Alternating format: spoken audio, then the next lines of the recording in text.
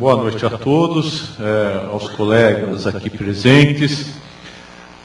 Aproveito desde logo a oportunidade de agradecer à APAMAGES a oportunidade de estar aqui falando com os colegas de magistratura em razão deste tema tão relevante e para muitos tão tenebroso.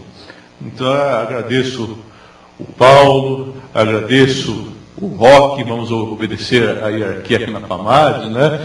E obedeço também o Brandão por esta oportunidade. Agradeço. E só tenho a dizer, a minha satisfação também de estar aqui ao lado da doutora Renata Mota Maciel, que com muita coragem, posso afirmar, assumiu a primeira vara de falência e sucessões aqui de São Paulo. Uma vara que tem, querendo ou não, uma certa mística, porque trata justamente do tema de falências. E com base numa lei nova, que agora completou 5 anos. Posso dizer que foi um motivo de alegria e dou também os parabéns à APAMAGES de trazer para participar deste evento como palestrante uma juíza da nova geração. E efetivamente, nova geração, a mostrar que a APAMAGES procura prestigiar não só os antigos, mas também como os novos que estão há pouco tempo na carreira. A Renata é do concurso número 178. 179? 178. É a idade. Fiquem tranquilos. O tema recuperação judicial, falência, como disse, tem uma certa mística. Certa vez, alguém veio comentar comigo que era um tema fácil, afinal de contas, nós trabalhávamos somente com uma lei com um pouco mais de 200 artigos, ou nem isso. Mas é importante nós entendermos que a falência e a recuperação judicial também envolve todo o sistema jurídico. Nós temos relações com o direito do trabalho, aliás, relações normalmente conflituosas, temos relações com a fazenda pública, com as varas de execução fiscal, temos relações com juizados especiais de pequenas causas, envolvendo relações de consumo, e muitas vezes também questões referente a marcas e patentes, que são temas que vêm parar num plano de recuperação judicial ou na vara de falência, tendo em vista a visa atrativa que a matéria muitas vezes tem. Aliás, para começar, e aproveitando que eu me referi à visa atrativa, é importante destacar o seguinte: a recuperação judicial, ao contrário do que acontece com a falência, ela não tem o juízo universal. O juízo universal está previsto no artigo 76 da Lei de Falências, porém, para a falência. É certo que tem aqueles colegas e aqueles estudiosos do tema que sustentam a necessidade e a conveniência da recuperação judicial, atrair para si todos os processos como ocorrem na falência. Mas nós não podemos nos esquecer do seguinte: o fato da Lei de Falências, em seu artigo 6º, se referir à suspensão de todas as ações e execuções, não significa que essas ações e execuções que correm de maneira paralela ao processo de recuperação judicial devam ser remetidas ao juízo da recuperação. Não, são situações distintas, cada qual correrá em seu juízo de origem e também ficará lá suspenso. Quando nós falamos em que ao pagamento, à execução de um determinado valor, ou mesmo de uma sentença, aquilo que hoje nós chamamos de cumprimento de sentença, e antes era execução de título judicial. Quando nós falamos que esses valores devem ser executados no juízo de recuperação, se o crédito estiver sujeito à recuperação, é importante destacar o seguinte: não é para se mandar o processo de recuperação, de conhecimento, a execução de título judicial, a execução de título extrajudicial para o juízo da recuperação. Não. Esses processos ficam suspensos na origem. Todavia, caberá ao credor, na forma que prevê a Lei de Falências, artigo 8º, o artigo 9º, deverá providenciar a documentação necessária e habilitar o seu crédito lá no juízo da recuperação ou mesmo no juízo da falência. Então, não há essa visa atrativa, ficam essas ações suspensas e o credor habilitará no juízo da recuperação na forma prevista na lei. E isso não é só título executivo, é válido também para sentenças condenatórias da Justiça do Trabalho, deve habilitar o crédito também no juízo da recuperação. São situações importantes, por quê? Está aqui a doutora Renata, poderá reafirmar isso com certeza. Muitas vezes o Superior Tribunal de Justiça, julgando conflitos positivos de competência, coisas que no dia a dia nós, na vara civil, não estamos acostumados, a gente suscita conflito negativo. Lá nós suscitamos em muito conflitos positivos, em especial com a Justiça do Trabalho. Então, o Superior Tribunal de Justiça decide que a ordem de pagamento ou a execução de pagamento será feita pelo juízo da recuperação, o colega, mais do que rápido, manda todo o processo, desde o processo de conhecimento até aquele que já está em uma fase de execução. Então, não é necessário fazer isso. Só basta despachar e mandar suspender o processo. E a parte credora deverá habilitar seu crédito lá na forma da lei. Se mandarem o processo inteiro, em regra, nós simplesmente devolvemos. Olha, aqui por engano, a parte deve cumprir na forma do disposto na lei de falências. Feita essa pequena observação, eu vou fazer algumas considerações, não de ordem jurídica, mas que são válidas para nós entendermos a ideia e a estrutura da lei de recuperação judicial, em especial da recuperação. Como uma pessoa natural, a pessoa jurídica, e no caso com natureza empresarial, ela nasce através da junção de dois elementos, do capital e do trabalho. Esse é o momento de nascimento da empresa. A empresa, ela vai receber seus investimentos, vai crescer e também, como nós, pessoas naturais, vai chegar a um momento de maturidade e, em seguida, como qualquer pessoa, ela muitas vezes entra na fase decrescente.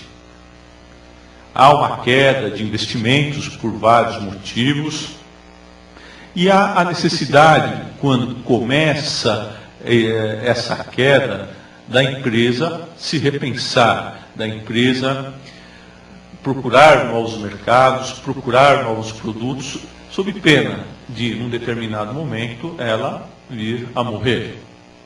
O que acontece? Chega num determinado momento, e isso é o que nós observamos nesse período em que estivemos na vara de falências, que a empresa já não consegue mais gerar caixa suficiente para arcar com suas despesas. Então, surgem os problemas, surgem o quê? Começam a surgir os protestos. Quando começam a surgir os protestos, o que acontece em regra? Isso nós vemos, pelo menos lá no Fórum João Mendes, 6 horas da tarde, empresas desesperadas buscando a assustação de protestos. 6 horas da tarde, doutor, pelo amor de Deus, e acredito que a história é igual em qualquer lugar. Na realidade, aí ela, mais das vezes, está buscando uma tutela judicial para protelar um pagamento. E aí temos um sinal sério da empresa em crise. É quando entra a oportunidade de se valer o Instituto da Recuperação Judicial, preferencialmente no começo dessa crise. Temos que tomar cuidado, porque normalmente nós procuramos quem? Um advogado. Um advogado vai providenciar a assustação de protesto. Enquanto que, na realidade, além do advogado, nós estamos precisando de algum profissional, que pode ser o advogado também, que entenda de reestruturação da empresa. Uma diferença, reestruturação, recuperação, uma vez que foi dada e é muito interessante, é o seguinte: reestruturação nós fazemos enquanto estamos em boas condições. A recuperação é destinada a uma reestruturação feita em juízo, que é justamente o Instituto da Recuperação Judicial. Neste momento em que se inicia a crise, é o momento em que nós já temos que pensar em fazer essa reestruturação e, eventualmente, requerer a recuperação judicial. Estamos já na fase do diagnóstico de uma doença. E não podemos deixar que se avance nesta fase para a fase da UTI. Ou seja, é aquela fase desesperadora em que a própria negociação das dívidas ficam difíceis. Quando chega neste momento de crise aguda, nós já temos a perda de credibilidade daquele empresário. E os credores já são mais renitentes, já costumam rejeitar mais o quê? Já costumam rejeitar mais as negociações. Aí, a conveniência, muitas vezes, de uma terceira pessoa ser contratada para isso. Já estamos numa fase decrescente, numa fase em crise, disse eu, com a doença diagnosticada, mas um passo adiante já estaremos na morte da empresa, que é a falência. Uma coisa que foi observada, e é um quadro que foi um profissional de reestruturação de empresa que me apresentou, e eu gostei, o Dr. Henrico Fabietti, que trabalhou na Parmalat como reestruturador.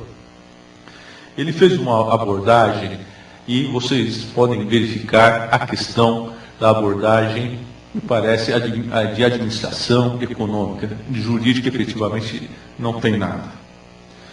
Ele fala o seguinte: a empresa, quando vai se reestruturar, ela deve fazer algumas abordagens, e ele coloca em termos de eficiência. Fala em eficiência financeira, no sentido de que não basta eu ter um patrimônio, eu tenho que ter finanças, eu tenho que ter fluxo de caixas. Ou seja, e tenho que adequar o que entra e o que sai. Não tem jeito, não há milagres, e é basicamente isso que nós vamos buscar fazer quando propomos um plano de recuperação. Não adianta eu ter dinheiro se eu não vendo produtos. Eu tenho que ter marketing, eu tenho que expandir o meu mercado. Tenho que ter suprimentos, porque eu preciso o quê? Produzir. Tenho que ter uma eficiência na produção também. Por quê? Porque não adianta eu ter suprimentos ou ter marketing se eu não dou conta dos pedidos. A logística de distribuição, isso é importante. E, por fim, algo que é fundamental: eficiência em recursos humanos. Vejam só, quando nós falamos em eficiência nos recursos humanos, nós já entramos, inclusive, numa esfera trabalhista. É importante até a liderança, em razão do fato de que o trabalhador, ele pode ajudar, ele pode atrapalhar. Nós temos que tomar cuidado neste momento, porque se o trabalhador resolve atrapalhar, certamente esta empresa estará fadada ao insucesso. Demite. É algo complicado, todos sabem dos encargos trabalhistas e dos problemas que advêm daí. E no mais das vezes, vem problemas sérios, porque a empresa em crise, dependendo da situação em que se encontra, sequer tem os registros trabalhistas adequados. É muito comum, quando se faz uma arrecadação numa falência, se encontrar várias coisas, menos livros, ou livros incompletos, e com relação a controle de horas extras e tudo mais, aí é um caos total. Mas na Justiça do Trabalho, o que acontece? Condenação em cima de condenação, muitas vezes uma defesa muito precária, inclusive porque o advogado que está defendendo a empresa não tem como produzir provas em contrário. Isso significa que não adianta eu ter, por exemplo, uma assessoria jurídica perfeita se o resto tudo está imperfeito. A empresa precisa de caixa. Tanto que eu costumo brincar dizendo o seguinte: na realidade, o showman desta reestruturação, da recuperação de empresas, não é o advogado, não é o juiz, mas é, antes de mais nada, o profissional habilitado para tanto.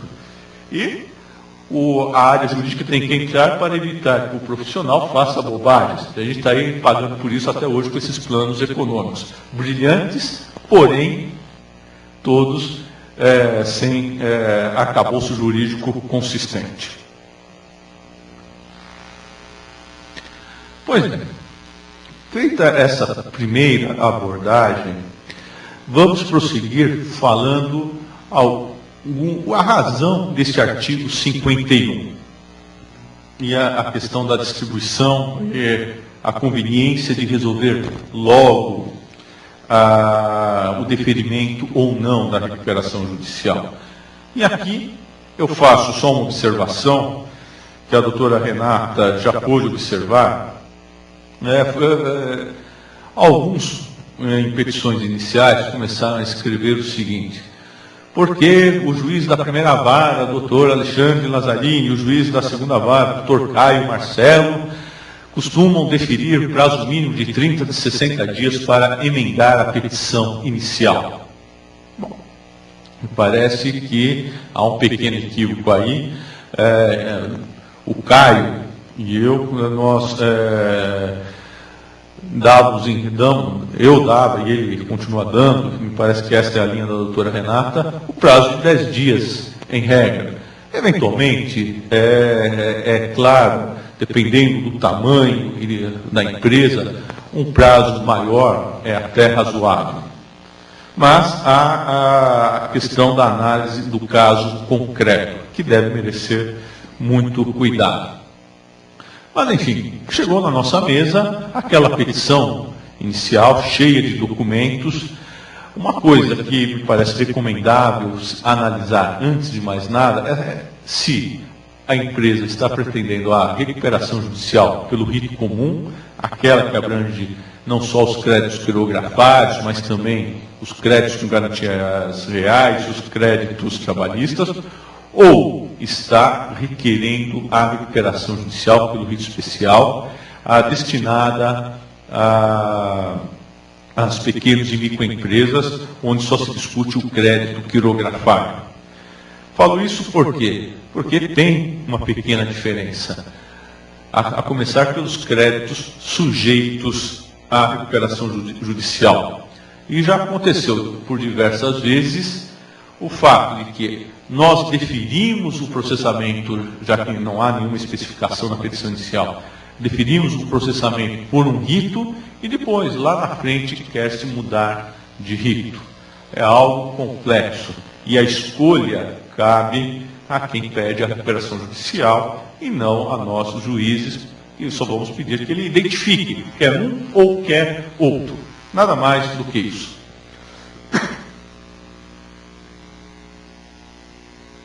O artigo 51. Nós costumamos dizer que este artigo 51 nada mais é do que uma positivação do princípio da transparência.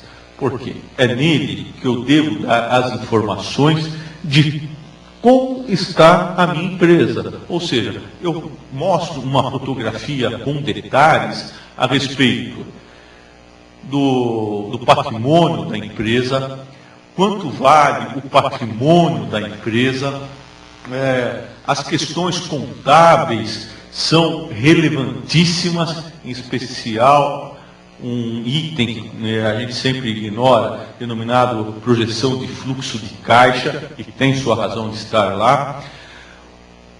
Quais são os credores? E eu digo, não são somente os credores sujeitos à recuperação judicial, mas uma relação de todos os credores. E vou comentar por quê, inclusive aqueles não sujeitos à recuperação judicial. De quem eu sou credor, ou seja, eu tenho crédito para receber de quem? Lembrando que isso também é um patrimônio da empresa. E uma série de outras questões. Mas a importância está justamente na questão das informações contábeis, da avaliação do patrimônio e de quem são os credores. Essas, me parece, são as informações fundamentais.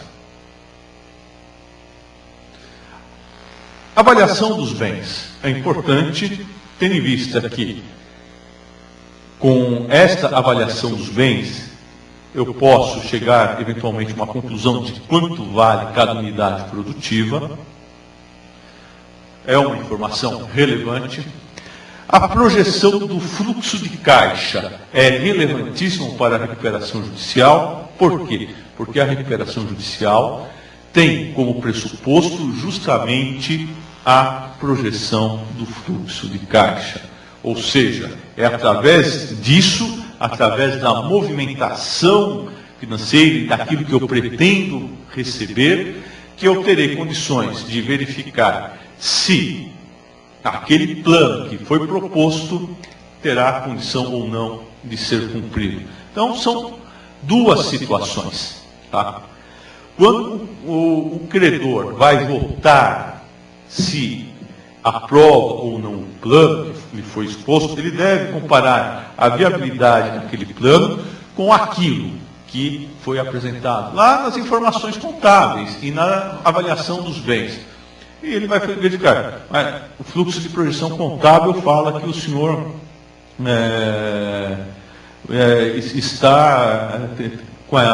vai receber 100 mil reais por mês.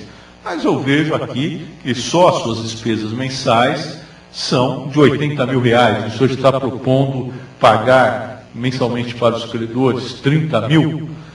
Tem um rombo aí. Ou seja, esse plano, em outras palavras, está furado. Tá? Então, aí está a importância. E o credor poderá avaliar também, verificar o valor daquele patrimônio, dos bens da empresa, pensando o seguinte: bom, tudo bem, pode até ser que seja plausível o fluxo de caixa, mas para mim interessa que se decrete a falência e se liquide os bens. Aí eu tenho uma outra hipótese de que o credor deve estar ciente.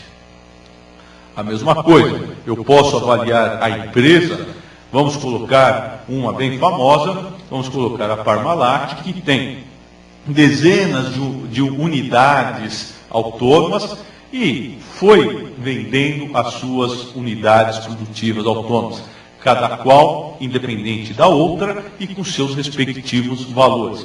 Com qual finalidade? Justamente, eu vendo, me desfaço de uma unidade produtiva, faço dinheiro para pagar os meus credores. Isso também é perfeitamente plausível, é perfeitamente viável. Então, aí a importância dessas informações. Não são informações meramente aleatórias para se gerar dificuldades para essa empresa em recuperação judicial, ou essa empresa em crise.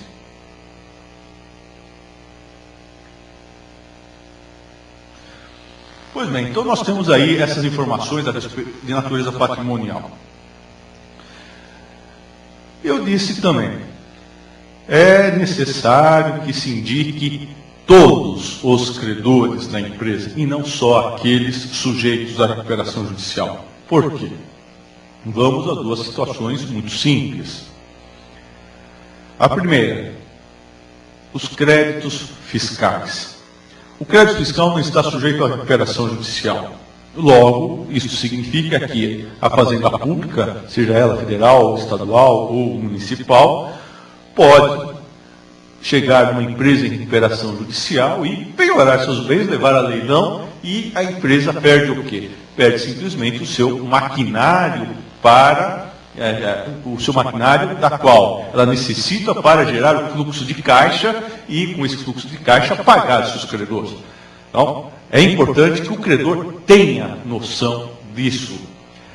E outro importantíssimo, e aí já vai para aquela questão dos créditos garantidos com alienação fiduciária, com os créditos, com aqueles credores decorrentes de contrato de leasing, que são um grande problema. Tá? São um grande problema, onde nós temos a empresa de leasing, eu parei de pagar, não está sujeita à recuperação judicial, ela retoma a máquina. Ou, na alienação fiduciária, também para de pagar, busca em apreensão, retoma o bem e inviabiliza aquilo que nós tínhamos e do qual nós dependemos para gerar fluxo de caixa. E outras coisas que são temas palpitantes no âmbito da recuperação judicial, que são aqui as denominadas travas bancárias. Depois acho que a doutora Renata vai expor a respeito disso e a gente pode debater tudo. Esses créditos bancários que são garantidos pelos recebíveis, recordo de uma recuperação judicial, que vejam só, é um supermercado, e supermercado normalmente a gente paga como? Com cartão. Pouco fluxo de dinheiro. Cartão, cheque, o negócio tem que ser... Cheque ainda passa para terceiros, resolve-se.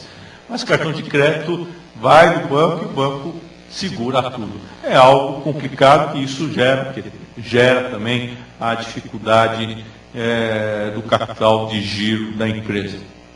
Então vejam quantas coisas que nós temos aí e que devemos estar atentos.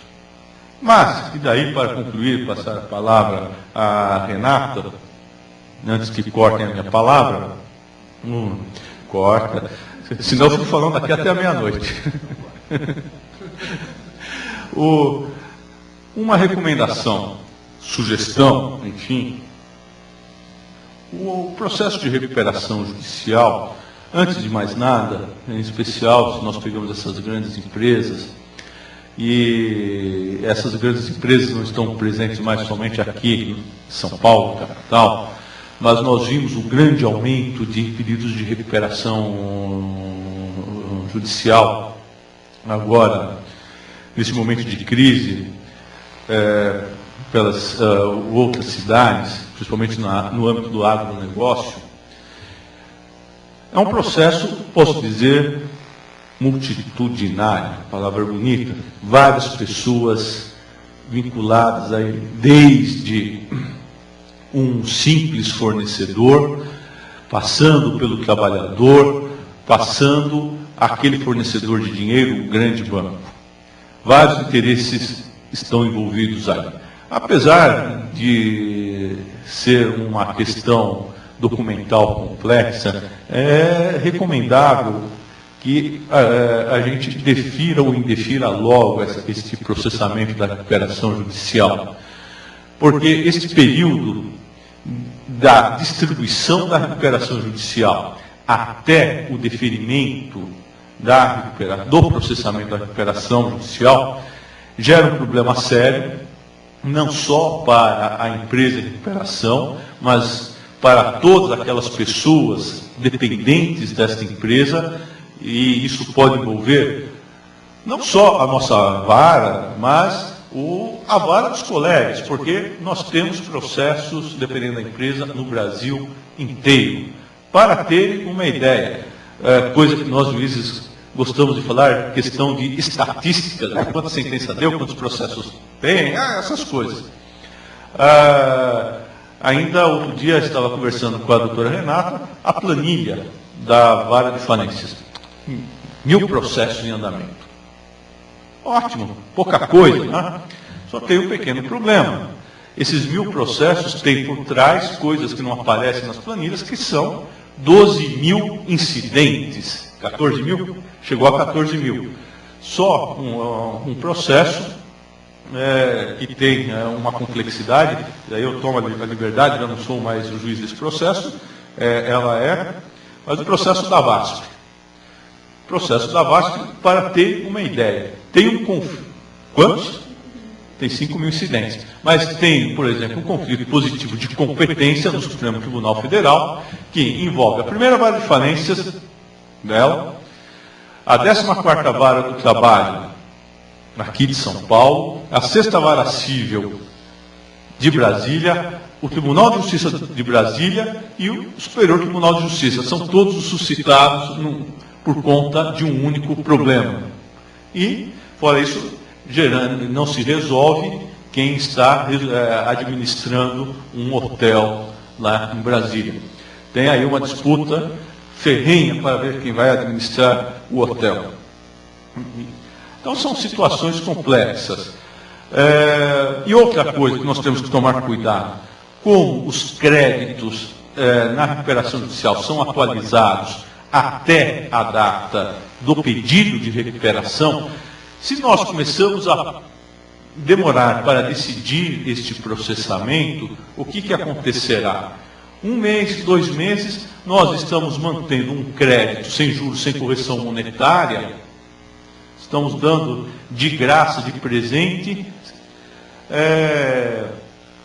um prazo superior àquele admissível. Imaginem só eu definir o processamento de uma recuperação judicial 6 meses após o seu pedido. É um caos. E o caos para a empresa, no sentido de que, qual é o estado dela? O meu crédito, se eu empresto para esta empresa que distribuiu um pedido de recuperação judicial, está sujeito à recuperação ou não?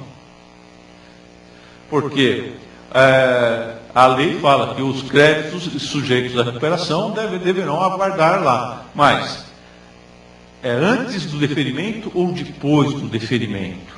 Fica difícil. E nós acabamos acabamos criando mais problemas. É um processo que, embora a maioria de nós não tenhamos nenhum amor por ele, tanto a recuperação quanto a falência, é um processo que merece um pouco de atenção especial, dado as consequências que podem advir. E na falência, muitas vezes, encerrando logo a falência, nós nos livramos de vários processos, facilita bastante. Bom, depois eu estou aí à disposição dos colegas, então vamos ouvir agora a nossa colega Renata.